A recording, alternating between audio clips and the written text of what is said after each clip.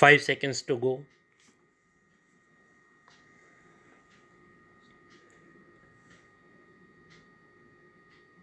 Start.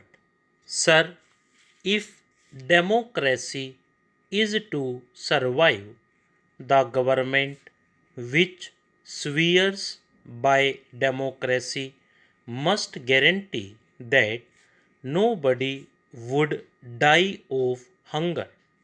If this is not guaranteed, and if this hope is not kindled in the hearts of millions of our people, our democracy would be meaningless. This has been stated practically by all jurists, all political leaders, and social workers. Now, I would like to know the difficulties. If we take into consideration that this right is not included, what are the effects? When I was speaking over the resolution moved by my esteemed colleague regarding northeastern situation, I made a mention that the time had come when you should provide work to the people or allowance if the work could not be given. At that time, the Honorable Minister had said that this was matter which concerned the Law Ministry. Therefore, I would like to invite the attention of the Law Minister again on this particular point. There is a problem of law and order in this country. The crime is on the increase. There is dissatisfaction everywhere. There is unrest amongst the students.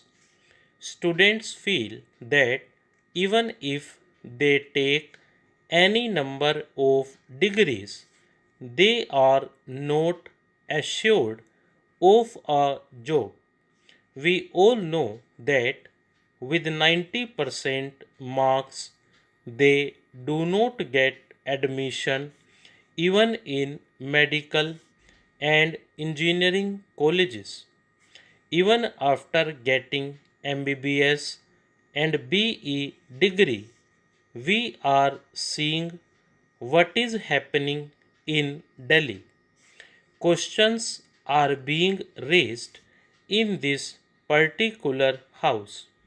The number of people below poverty line is increasing every year.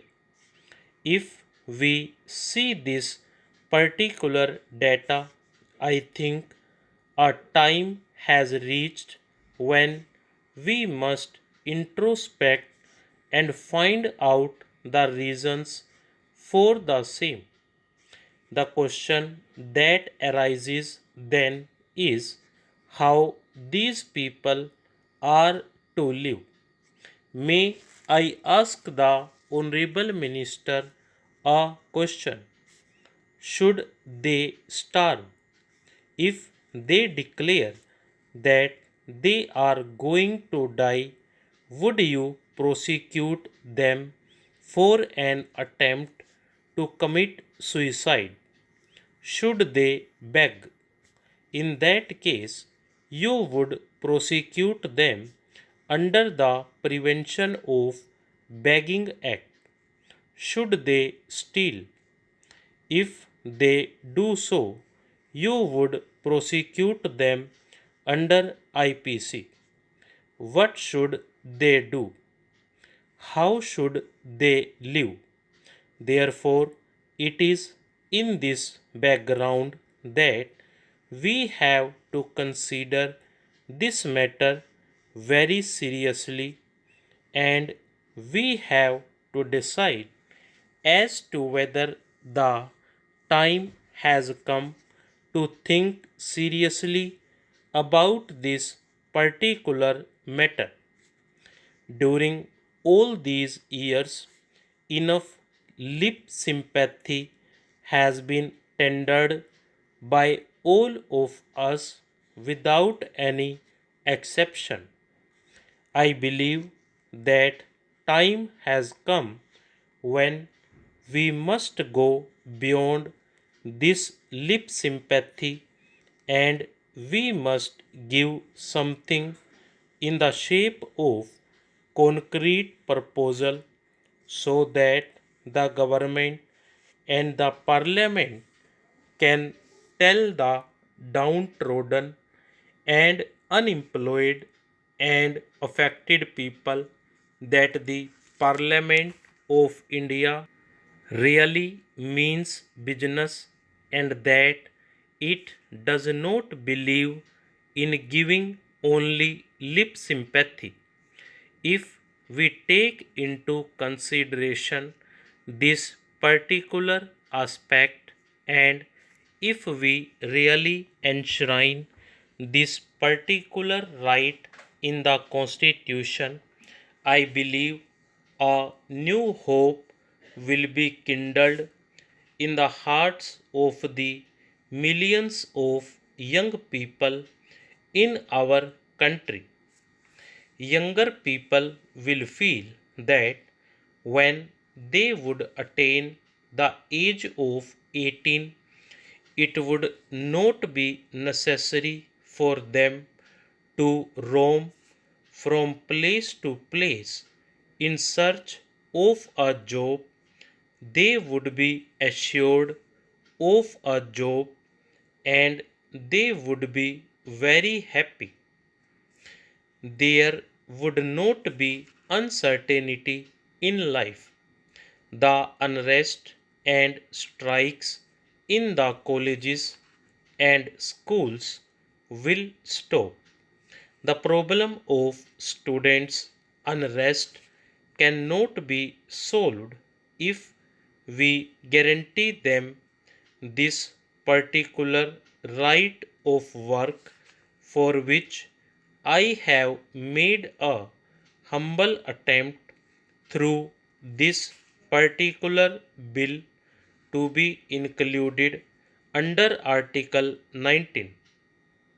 We see in big cities they track in thousands and thousands of people from the villages in search of jobs.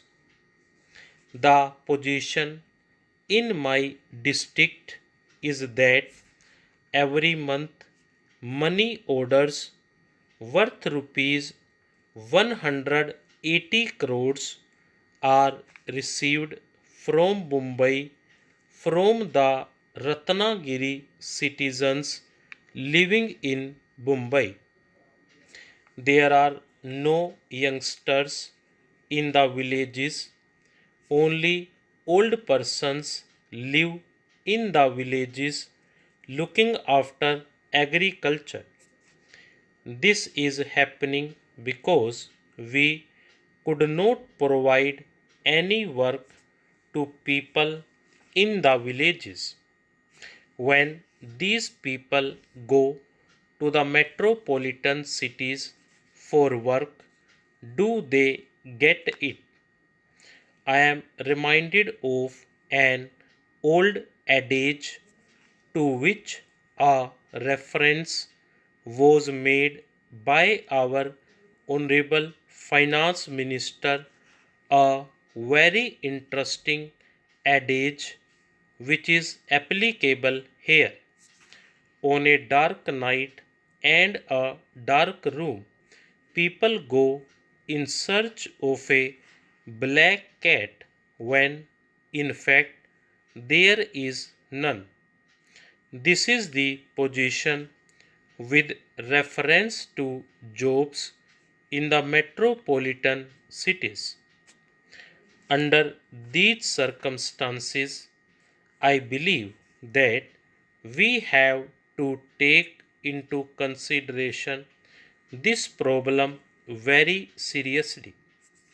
Unemployment is growing everywhere. If we take into account the data, it is very serious problem which will become worse if we do not take some serious steps in time now.